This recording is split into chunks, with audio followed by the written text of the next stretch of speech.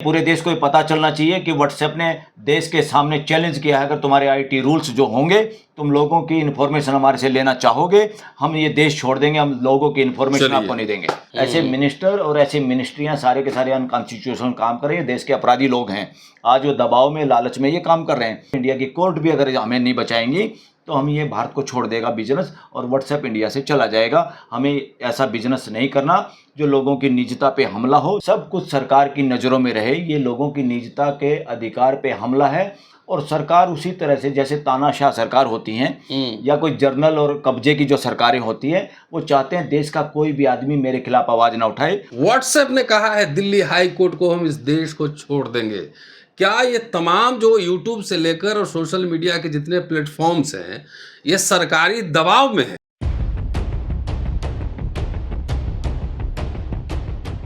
WhatsApp university तो वैसे चर्चा में रहती है, लेकिन सरकार भी सोशल मीडिया कम्युनिकेशन के तमाम जो ब्रांचेज हैं उसको कंट्रोल करना चाहती है। कानून भी लेकर आई थी यूट्यूब को लेकर, सोशल मीडिया को लेकर। कई बार एक्स पे भी कई बार विवाद हुआ, फेसबुक लेकर भी होता है। लेकिन इस बार व्हाट्सएप ने कहा है दिल्ली हाई कोर्ट को हम इस देश को छोड़ देंगे। क्या ये तमाम जो यूट्यूब से लेकर और सोशल मीडिया के जितने प्लेटफॉर्म्स हैं, ये सरकारी दबाव में है या सरकारी दबाव में काम कर रहे हैं? आप देख रहे हो कि आपका यूट्यूब चैनल अचानक स्लो हो जाता है, व्यूअरशिप कम हो जाता है। तो क्या सरकार प्रत्यक्ष अप्रत्यक्ष रूप से इन साधनों को नियंत्रित करना चाहती है? क्या कहा है व्हाट्सएप ने कोर्ट पे, इस पे चर्चा करूंगा। दोस्तों, रतनलाल बोल रहा हूं और आप देख रहे हैं अम्बेडकरनामा। बलराज मलिक साहब हमारे साथ इस एपिसोड में शामिल हैं। संक्षेप में ही जानेंगे कि आखिर ये मामला क्या है, क्यों कहना पड़ा व्हाट्सएप को कि हम भारत छोड़ देंगे। स्वागत है सर। जी नमस्कार। नमस्कार जी, बताएं क्या हुआ। देखिए, आज एक मैटर के अंदर व्हाट्सएप के एडवोकेट ने डबल बेंच यानी 2 जजों की बेंच के सामने ये कहा है कि हम भारतीय संविधान के अनुसार लोगों का निजता का जो अधिकार है हम उसकी अवहेलना नहीं कर सकते। और आपका जो आईटी इंफॉर्मेशन टेक्नोलॉजी रूल्स 2021 जो आप लोगों ने बनाया है, वो ये हमारे से ये चाहता है कि तुम एंड टू एंड एनक्रिप्शन की बजाय डिक्रिप्ट करो मैसेजेस को, जो मैसेज का हम ट्रेस कर सकें, किसने वो भेजा, किसने देखा, किसने फॉरवर्ड किया, ताकि लोगों की कोई भी निजता ना रहे। सब कुछ सरकार की नज़रों में रहे। ये लोगों की निजता के अधिकार पे हमला है। और सरकार उसी तरह से जैसे तानाशाह सरकार होती हैं या कोई जर्नल और कब्जे की जो सरकारें होती हैं, वो चाहते हैं देश का कोई भी आदमी मेरे खिलाफ आवाज़ ना उठाए और मैं देश पे कब्जा रखूं। ये उस तरह की मानसिकता का ये रूल भी अनकॉन्स्टिट्यूशनल होंगे।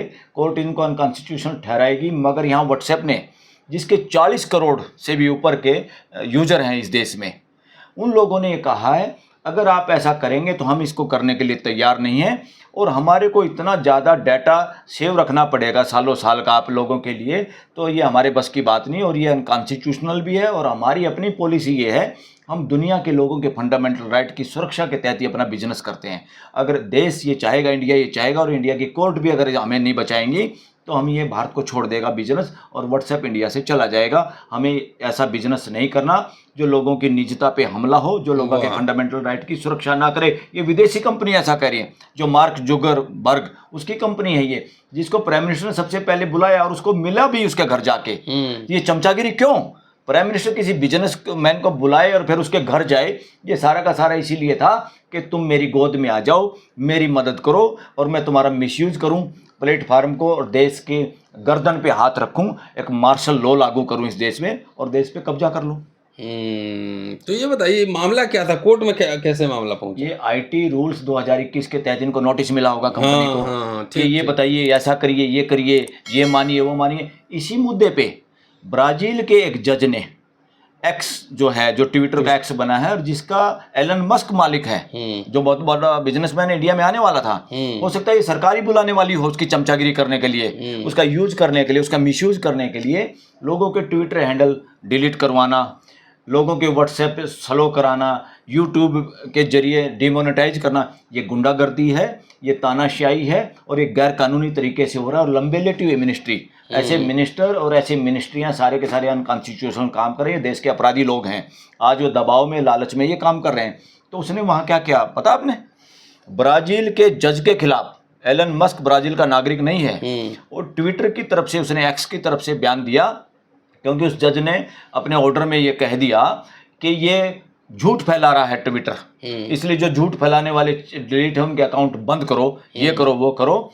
तो उसने फिर ये कहा ये लोगों के बोलने की आज़ादी आप बंद नहीं कर सकते, और जो सरकार के व्यवस्था के खिलाफ बोलते हैं लोगों की आज़ादी है और हमारा प्लेटफार्म उस आज़ादी के लिए बना है, हम वो नहीं कर सकते। तो वो क्या लिमिट करो उसकी, उन्होंने बहुत बड़ा काम किया।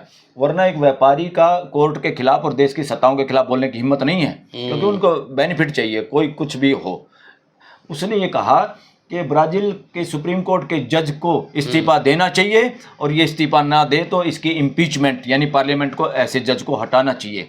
ये देश में आवाज़, अगर इंडिया में भी ये आवाज़ उभरी तो इवन गोदी मीडिया के पत्रकार मेरे घर भी पहुंच गए, क्योंकि हमने मांग की थी 2 जजों के इस्तीफे की, जस्टिस संजीव खन्ना की और जस्टिस बेला त्रिवेदी की। वो क्यों की थी? क्योंकि ये दोनों जज की अपॉइंटमेंट जो हुई है देश में, बहुत सारे सीनियर और मेरिटोरियस लोगों को इग्नोर करके हुई है। अगर हमारी कॉलेजियम इंडिपेंडेंट होती तो हम तब भी मान लेते।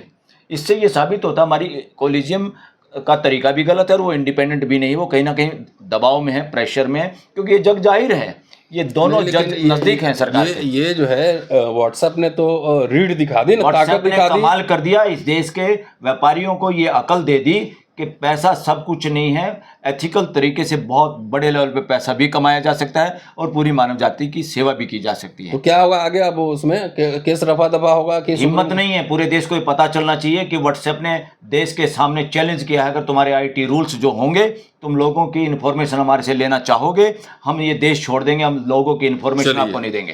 शुक्रिया मलिक साहब, और फिर इसी तरह के और एपिसोड पे आपसे चर्चा जारी रहेगी। शुक्रिया, देखते रहिए अम्बेडकर नाम। Thank you.